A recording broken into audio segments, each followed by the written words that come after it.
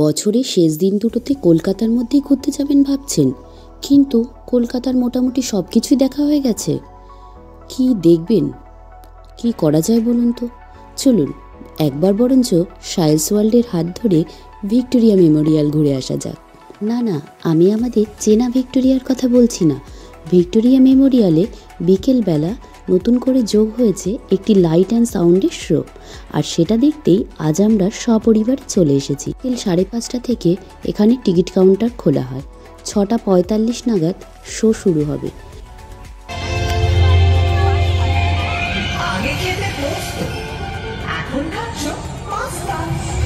আগে চড়তে হাতি, এখন ফ্লাইওভারের রাস্তা।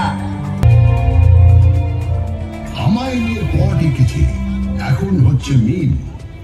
বয়স হলো 300, 400, হাজার খানেক থিম। কোথায় জুরাসিক পার্ক আর কোথায় পার্ক স্ট্রিট। এখান থেকে শুরু করলে মোবাইল ফোনে আসতে আসতে 52 এপিসোড লেগে যাবে। নেতাজি সুভাষচন্দ্র বসু তার আগেই কলকাতার আত্মায় ছিলেন। উনি তো 1930-এ কলকাতার মেয়র হয়েছিলেন। কংগ্রেসের প্রেসিডেন্ট হয়ে তিনি ভারতের আত্মায়। তবে ব্রিটিশদের চোখে এক মন ধুলো দিয়ে ওই মহান নিষ্ক্রম 3-4 রকম ছদ্মবেশ, এতেই তিনি মৃত্যুহীন। এরকম সুপার হিরো কলকাতা আর পায়নি।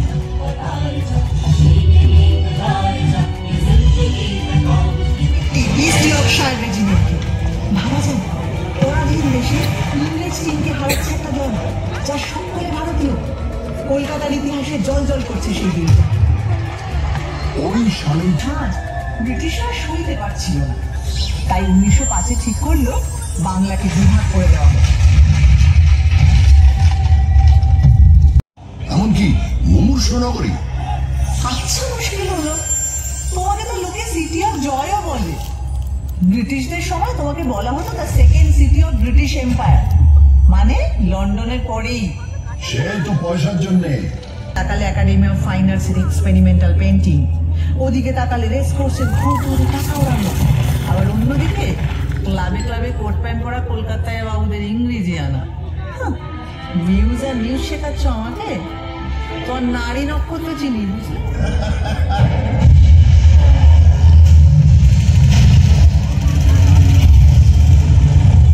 কত হাসির তো কিছু নেই তোমার।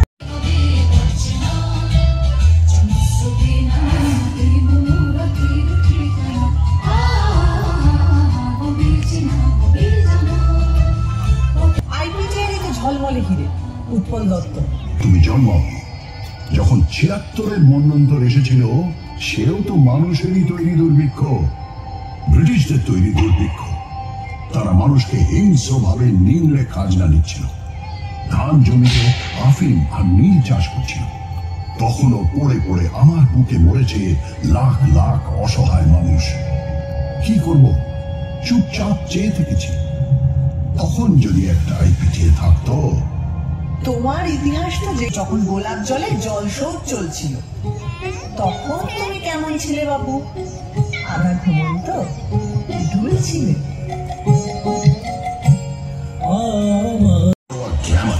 এটা মানবে তো? আর দেখো, বাবুদের ওই বাড়াবাড়ি না থাকলে বাইজি নাচের সমঝদারিও থাকতো না। তাদের টাকায় ঢালাও স্কুল কলেজের পত্তনও হতো না। আর আমার সবচেয়ে আলো ভর্তি পার্বণ দুর্গাপুজোটাই হতো না। দুর্গাপুজোটাই হতো না? ওমা, কেন? আরে শোভাবাজারের বাবু নবকৃষ্ণদেব মাদ্রাসা তৈরির জন্য প্রচুর টাকা দিয়েছেন, রাস্তা তৈরি করে দিয়েছেন, সারা দেশ থেকে গায়ক বাজনদার এনে বিশাল সঙ্গীত সম্মেলন করেছেন। আবার পলাশির যুদ্ধের সময় সেটাই তো দুর্গাপুজোকে একটা বড় পার্বণ হিসেবে আমাদের সমাজে প্রতিষ্ঠিত মুকুন্দরা আমার কথা লিখে গেছে। তারও আগে 1495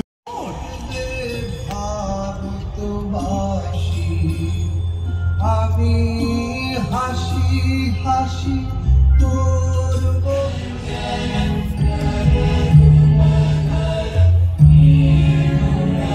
profoundly sensitive, fresh and beautiful verse. প্রথম ভারতীয় নোবেল পেলেন। সত্যি ভাবা যায় না বলো? একটা শহর থেকে 6 জন নোবেল লরিয়েট এবং 5টা আলাদা ক্ষেত্রে কাজের জন্য। 1902 পেয়েছেন রোনাল্ড রস, চিকিৎসা। শ্রী প্রশান্ত চন্দ্র মহলানবিশ, যিনি ভারতীয় স্ট্যাটিস্টিক্স চর্চার জনক, প্ল্যানিং কমিশনের অসামান্য কারী। কেউ বাদ নেই। পড়ি করে সবাই দুধ নিয়ে ছুটতে লাগলো। এমন মিরাকেল থেকে বাদ পড়ে গেলে পুণ্যের কোটায় কম পড়ে যাবে যে। তাদের গায়ে নিশ্চয়ই ডিরোজিওর অদৃশ্য ঘষি পড়েছিল।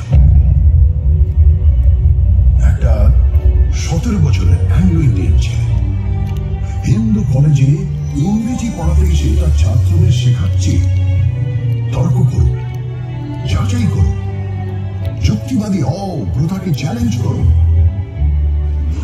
অনুবাদ করছেন, বাংলায় দর্শন তত্ত্বের বই লিখছেন, আবার বাংলা শর্ট হ্যান্ড উদ্ভাবন করছেন।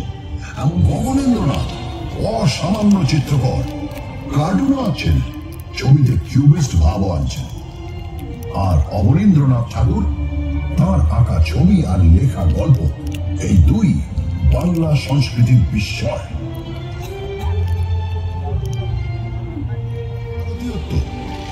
এই বিষয়ে এই আহরণ হজম করার ক্ষমতা তার মূল্য দিতে জানি।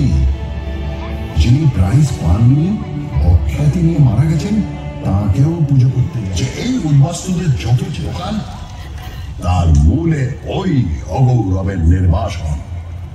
জীবনের ধন কিছুই যাবে না ফেলা।